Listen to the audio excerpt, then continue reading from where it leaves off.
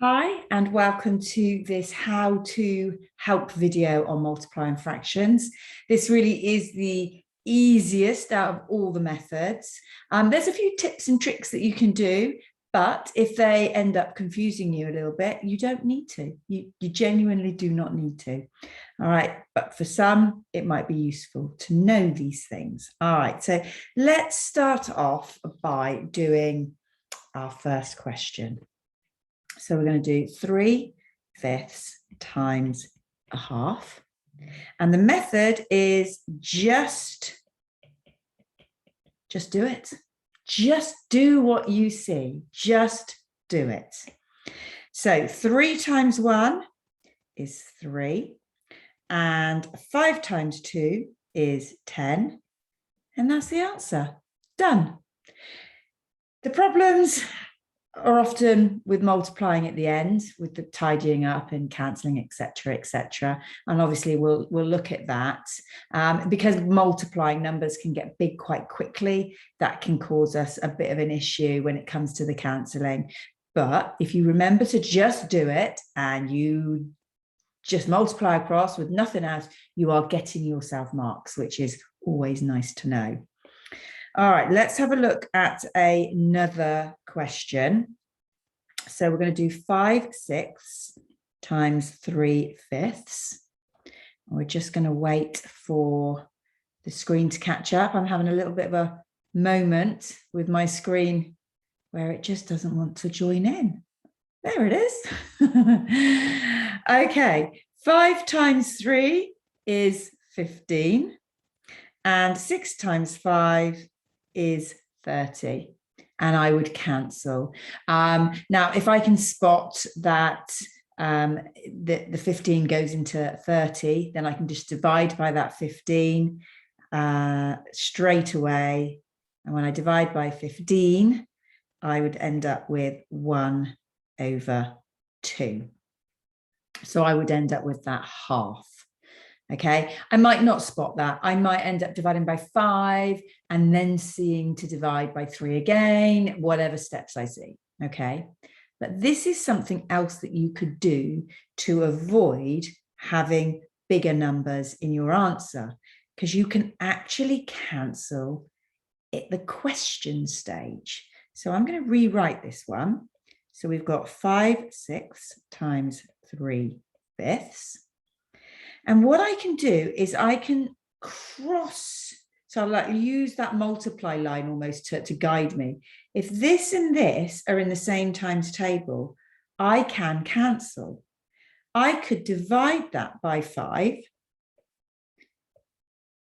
Okay, and 5 divided by 5 is 1. So I'm going to cross that out and put 1. Divide that by 5 and put 1.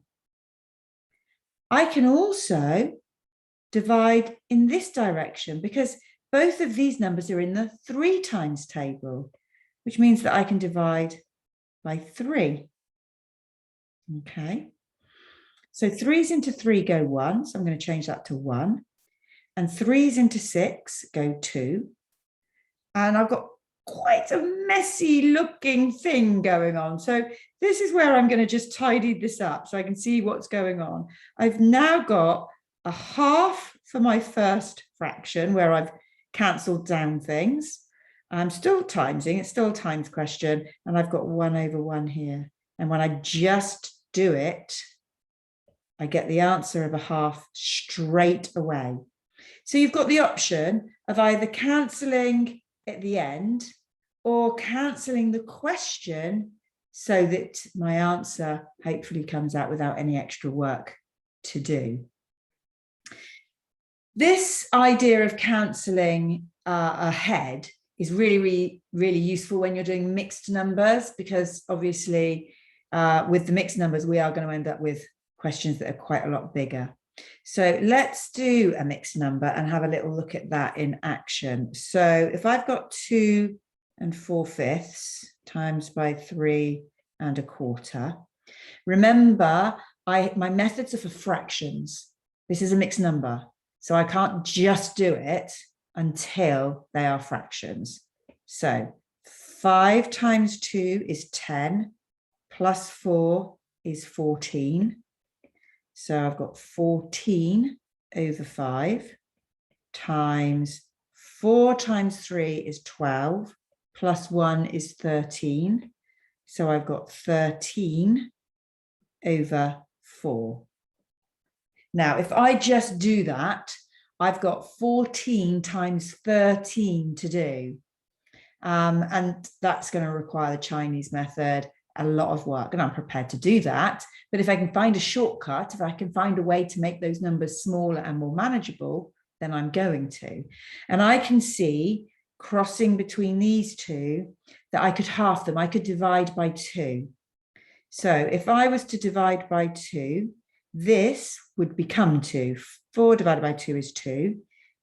14 divided by 2 is 7. I'm looking in this direction now, but the 5 and the 13, they're not in the same times table. There's nothing I can do there. So rewrite my question. I've got 7 over 5 times 13 over 2. So I've still got a bit of work to do because I've got that 7 times 13 and then the 5 times 2. So I'm going to break that 13 up in my head. 7 times 10 is 70. 3 7s are 21. So that's going to give me 91 over 10. And that's my answer. If I'm asked to put it back into a mixed number, then I'm going to have to say how many 10s going to get into 91? That would be 9 with 1 left over. So I helped myself out a little bit by doing this cancelling of the question before I just did it. We'll do one more mixed number because that's obviously where I can demonstrate the usefulness of cancelling first best. So if I had 3 1/4 and times that by 1 3/5, and we will wait for my screen because it's having a moment. There we go. Okay, so here we go. 4 times 3 is 12, plus 1 is 13. So I've got 13 over 4. And then we're doing 5 times 1 is 5, plus 3 is 8. So I've got 8 over 5. And now we're going to have a little look and see what we can cancel. So if I look this way, I've got 13 and 5. That's not going to do anything. But the 4 and the 8 will. They're both in the 4 times table. So I'll divide by 4, which will change that down to 1. 4s into 4 go 1. 4s into 8 go 2. Rewrite this. I need to be able to see what I'm doing. So I'm now doing this. 13 times 2 is 26, and 1 times 5 is 5. That's my answer, obviously, unless I am asked to put it into a mixed number. If I put it into a mixed number, 5s into 26 go 5, with 1 left over. And that is multiplying fractions, all right? Just do it. If the numbers are quite big, have a look and see if you can do some cancelling before you start the process. And hopefully that was a useful how-to video.